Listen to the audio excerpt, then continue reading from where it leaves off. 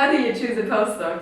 Here are my tips. Well, I would say when I was looking out for a postdoc, first of all, I wanted to find a group where I can actually bring something and also take something. Meaning that there is something new that I can learn, but I also can bring in some of the expertise from my PhD, because I think inevitably, if you combine two things, like maybe the knowledge you gained during your PhD, as well as the expertise from the group where you're going, if you combine two things, then inevitably this is going to lead to something new. And this really helps you to find your own niche, which I think is really, really important for the later career as well. So really it's about the give and take, and I think that's also part of the fun of being a postdoc, that you can bring something but you don't have to stop learning yourself.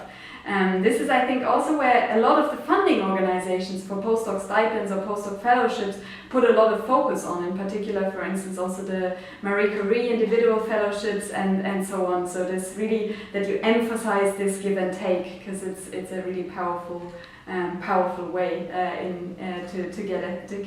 to move forward. That being said, I think many of these fellowship organizations also require international mobility at the same time, so that you actually change country after your PhD and move somewhere new.